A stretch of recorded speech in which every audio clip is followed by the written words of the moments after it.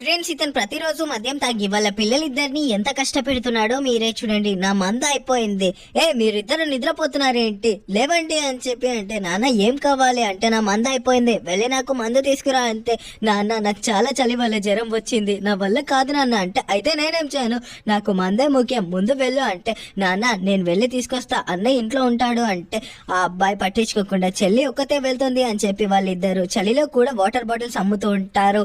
అక్కడ చూస్తే కొంతమందికి బ్లాంకెట్స్ పంచి పెడుతున్నారు. మనం వెళ్ళి కూడా తీసుకుందాం పదా అని చెప్పి, అన్న మా ఇద్దరికి 2 బ్లాంకెట్స్ ఇవ్వండి అంటే, ఇదిగోండి బెడ్. అయినా మీరిద్దరు ఇంత చలిలో జాకెట్ వేసుకోకుండా ఎందుకు బయటికి వచ్చారు? అన్న మా దగ్గర జాకెట్ కొనుక్కోవడానికి డబ్బులు లేవు, మీరిద్దరు ఏం బాధపడకండి, నా దగ్గర ఉన్న ఈ జాకెట్స్ వేసుకోండి అని ఆ పిల్లలిద్దరికి జాకెట్స్ అయితే ఇచ్చేస్తాడు.